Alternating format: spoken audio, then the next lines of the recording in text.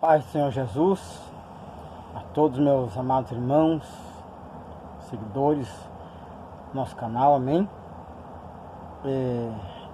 Estamos aí mais uma vez, entrando aí no ar, com esta gravação novamente. Estou aqui para dar continuidade naquele vídeo que eu estava fazendo mais cedo.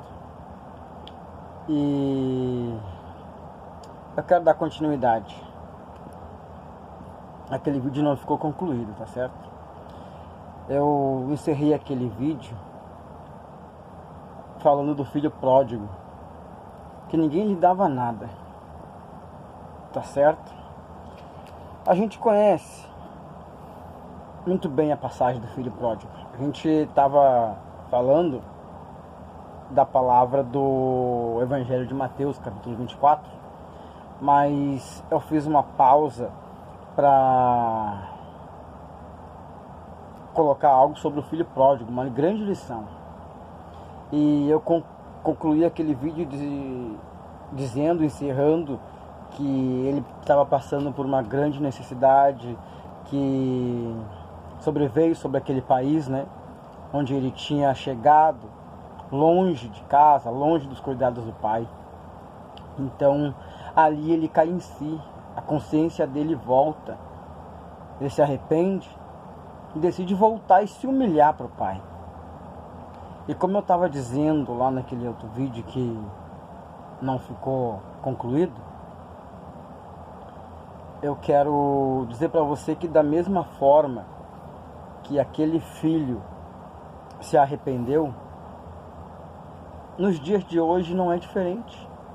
Muitos filhos pródigos nas congregações, nas igrejas, nos ministérios, muitos filhos pródigos que abandonam, que saem dos cuidados do pai e que vão viver a vida de uma forma fútil, de uma forma incoerente, acabam perdendo tudo e decidem, mediante a situação que chegam, refletem e decidem voltar para a casa do pai. Só que voltam numa situação de ter que se humilhar, ter que reconhecer que errou. Está conseguindo compreender? Então, quando ele decide voltar, eu estava mencionando isso, algo vai acontecer quando ele volta para a casa do pai. Alguém vai ficar incomodado, alguém não vai gostar, alguém vai querer desafiar até mesmo o pai, vai querer vai querer cobrar, vai querer exigir uma explicação do pai. Aquele filho volta. A mensagem, o texto relata que quando ele está voltando, o pai avista ele ainda longe, o pai sai correndo, abraça, beija ele. Eu imagino que ele devia estar todo cheirando mal, todo sujo, devia estar uma aparência desfigurada, eu acredito assim, né? Mas o pai não se importou com isso. O pai sabia, tinha visto que o filho tinha se arrependido e tinha voltado para casa para praticar, para recomeçar de novo a ser tratado pelo pai, a ser ensinado, para não cometer mais aquele erro. E assim, de fato, recebeu amor novamente na sua vida, para poder praticar, colocar em prática a lição que ele aprendeu, a lição que ele passou, né? A experiência, vamos dizer assim. Só que a questão da passagem do filho pródigo, que chama muito a minha atenção, e eu creio que de vários pregadores, várias pessoas que expressam essa mensagem, eu creio que o personagem principal para muitos não é o filho pródigo, aquele mais moço que pede a parte da herança e vai embora, gasta tudo. Não. Eu acredito que muitos têm essa visão, essa mesma visão que eu tenho. Esse pensamento, esse entendimento. Eu creio que muitos pensam da mesma forma. Muitos irmãos, muitos pastores, muitos obreiros, muitos homens e mulheres de Deus pensam dessa forma. Amém? Então eu quero deixar para você também essa reflexão dentro desta conclusão da mensagem do Evangelho de Mateus, capítulo 24, que daqui a pouco eu volto para lá, entrando no encerramento do princípio de dores e entrando no início da grande tribulação, até chegarmos então na vinda do Filho do Homem. Amém? Que o arrebatamento ele é antecedido por duas fases de sofrimento: o princípio de dores e a grande tribulação, para depois sim os últimos sinais acontecerem. Eu falei que eu ia te mostrar, ia deixar aqui relatado, e eu vou concluir, certo? Mas eu só quero encerrar essa parte aqui do filho pródigo, porque esta mensagem do filho pródigo nos traz uma grande lição, para mim e para você, tá certo? Quando aquele filho decide voltar, o pai avista ele ainda longe, o pai sai ao seu encontro, abraça, beija ele, o pai vê que ele está com saúde, apesar de estar meio desfigurado, meio descuidado, né? Não está com uma boa aparência, porque ficou muitos dias, eu creio, andando ou na rua, sem ter um teto para poder se abrigar, quem sabe. Eu acredito que o pai, ele não olhou para aquele filho com um olhar de desprezo, de julgamento. Não. O pai, ele foi misericordioso, ele amou aquele filho por ter recuperado ele com vida. Você está conseguindo compreender? Só que quando ele volta, quando o pai vai ao seu encontro, alguém não está vendo. Alguém que permaneceu com o pai durante aquela fase, aquele tempo que ele teve fora, gastando tudo lá, botando fora a herança que o pai tinha dado, alguém não vai se fragar que ele voltou, porque não estava por perto naquele momento, naquela situação. A Bíblia relata nesta passagem do filho pródigo que quando o pai manda trocar a roupa dele, manda botar um anel novo no dedo, manda sacrificar um novilho cevado, o melhor cordeiro, né? Para se alegrar, o pai comemora, o pai faz uma festa, um banquete com o regresso daquele filho. Então alguém ao longe, dentro das proximidades da casa do pai, alguém vai ouvir as músicas, as cantorias, né?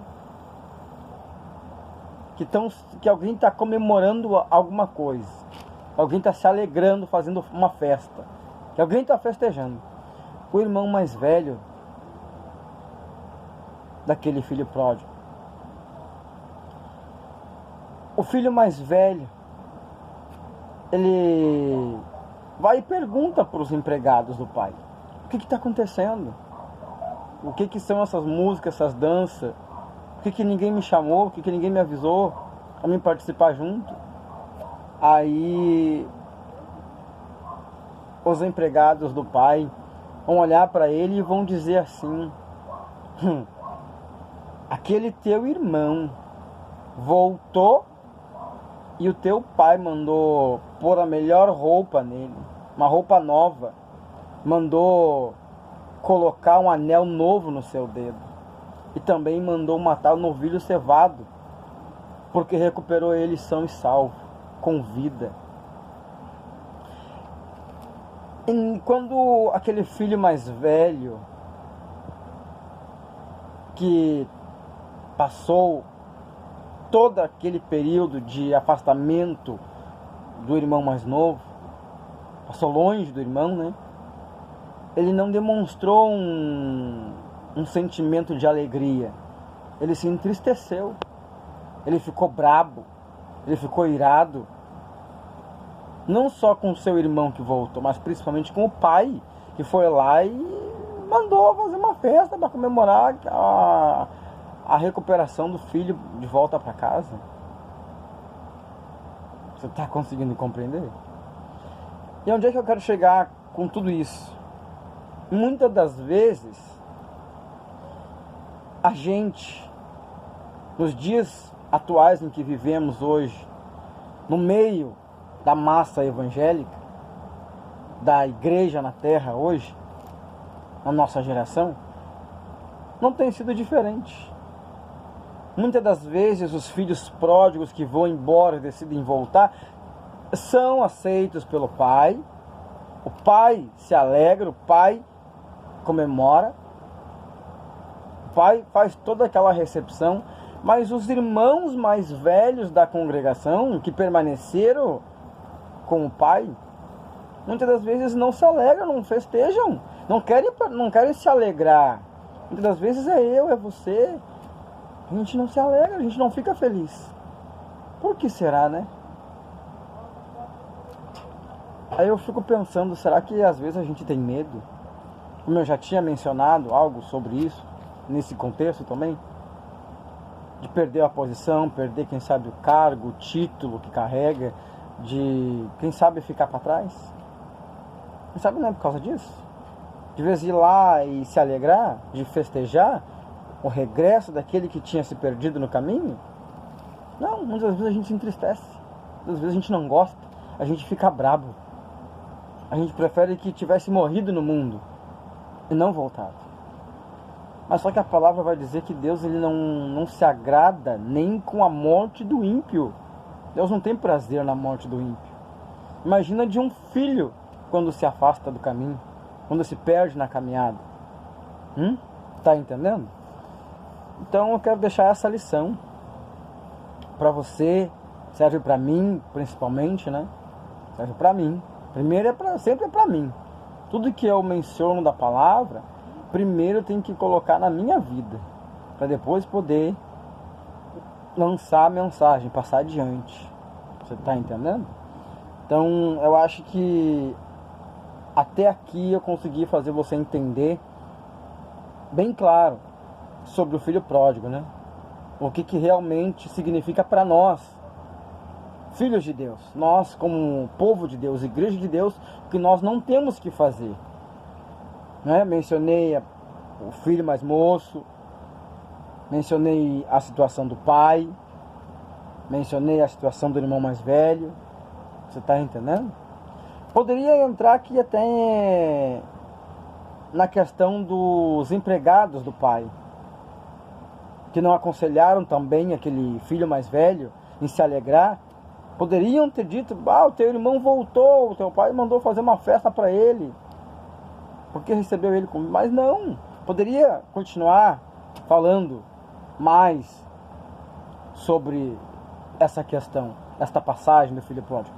Mas eu quero estar encerrando por aqui sobre o filho pródigo, para dar continuidade na mensagem do Sermão da Montanha, que fala sobre o princípio das dores, que relata também o início da fase da grande tribulação, e também que nos mostra claramente os últimos sinais que antecedem a volta de Jesus, ou seja, o arrebatamento. Eu tinha mencionado no início do outro vídeo que eu ia mostrar aqui para vocês os sinais que já se cumpriram e aqueles que ainda faltam, e não são poucos. A Bíblia, Jesus ele começou dizendo lá no 24, no princípio de dores, que terremotos em vários lugares, pestilência, fome, em vários lugares ia acontecer.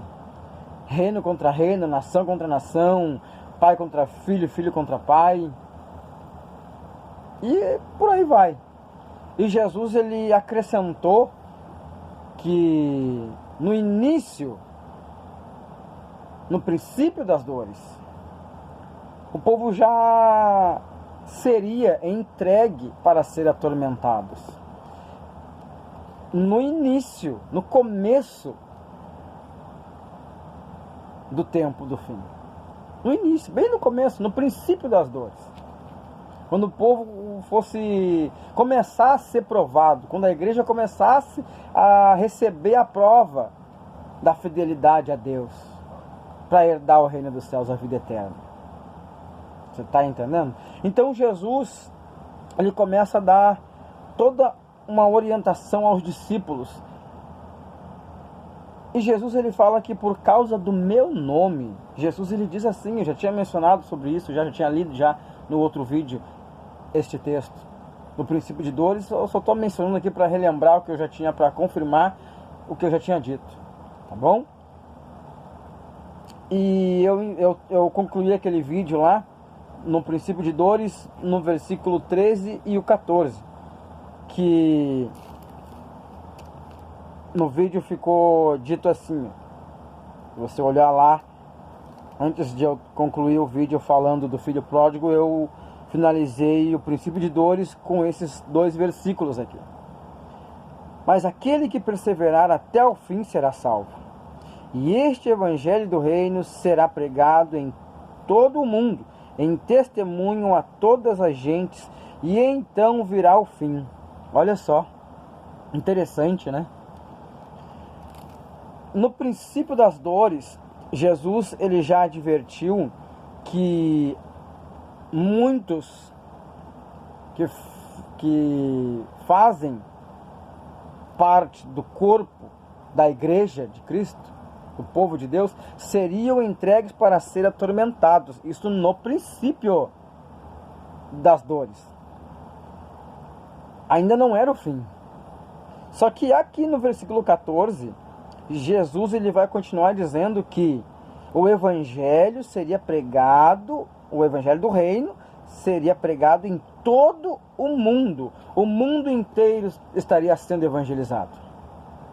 Olha só como é profundo o que Jesus disse, que o mundo todo estaria sendo evangelizado na face da terra. Não ia faltar mais ninguém ouvir falar de Jesus. Jesus, ele estava dizendo para os discípulos aqui que toda a humanidade ia ser consciente e ciente de que Jesus morreu na cruz para salvar todo aquele que nele cresce. Você está entendendo? Jesus disse que a humanidade toda, todos os seres humanos da face da terra receberão o evangelho do reino dos céus, em testemunho a todas as gentes. E aí Jesus vai acrescentar, e então virá o fim. Só que aqui, o fim, ele vai começar com a fase da grande tribulação, porque tem um novo título, que é o sermão continua, aí entra o período da grande tribulação. Você quer entender? Olha só. Aí Jesus vai continuar dizendo no versículo 15 para os discípulos lá no Monte das Oliveiras, em particular, que Jesus vai lembrar eles de algo que um dos profetas do Antigo Testamento mencionou.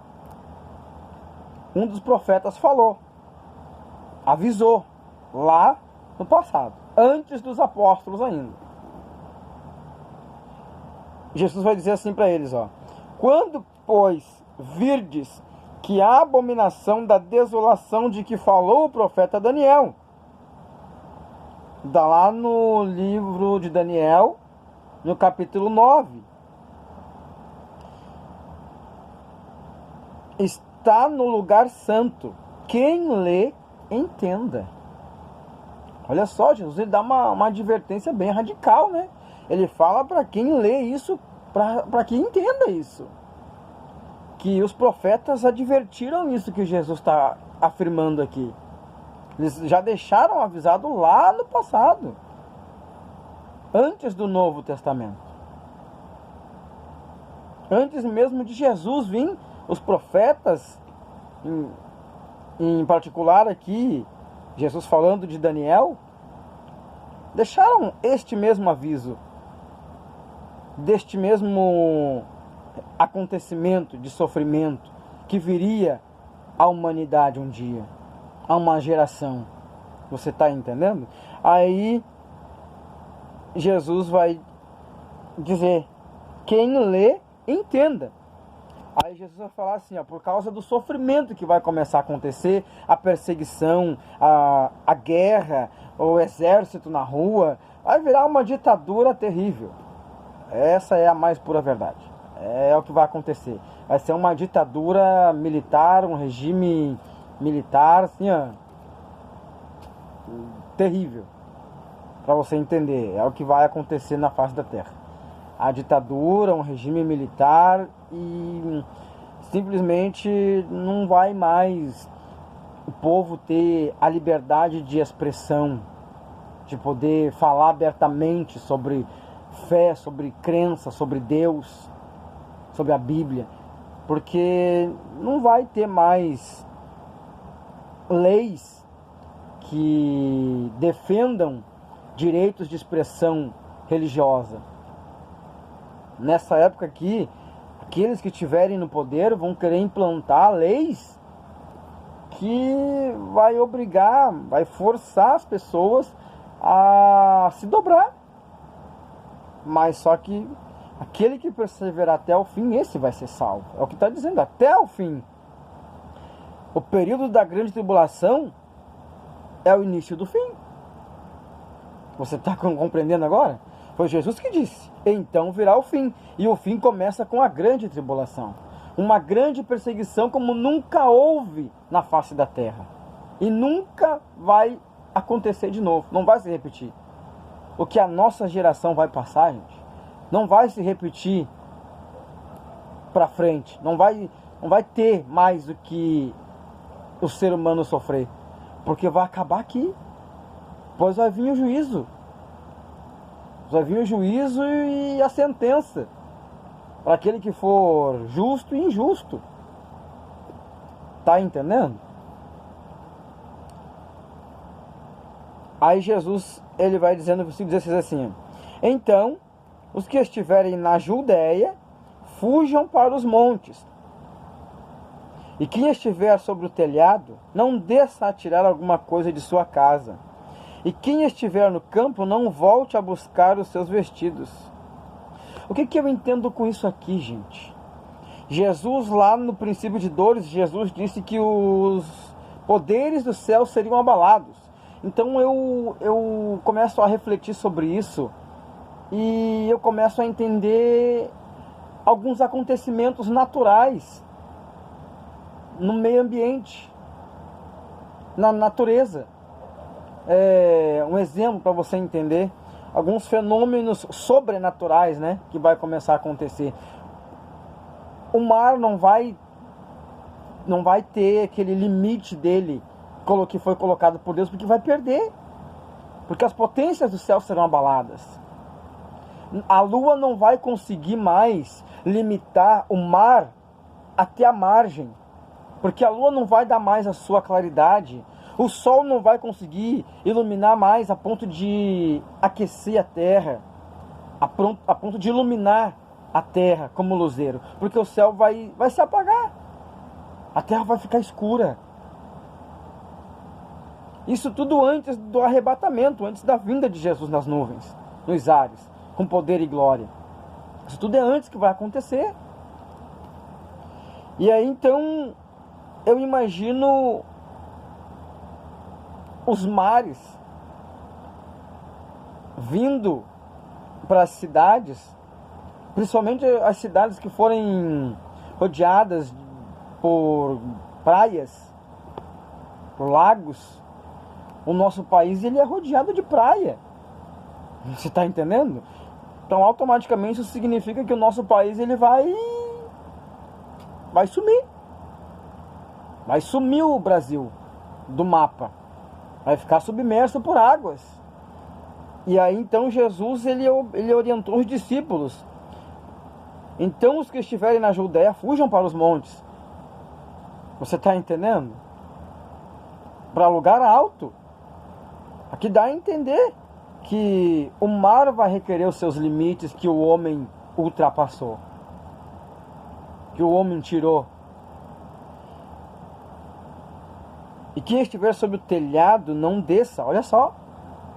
Que não vai ter como descer. Não vai dar tempo.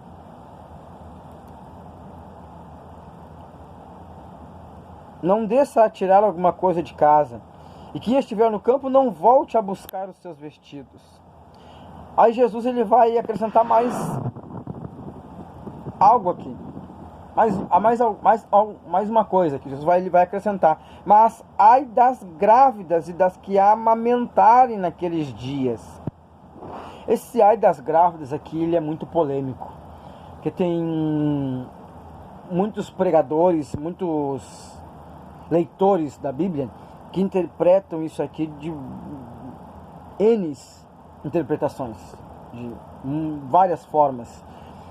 Mas a minha interpretação eu vou colocar aqui para você, porque eu entendo dessa forma. O ai das grávidas.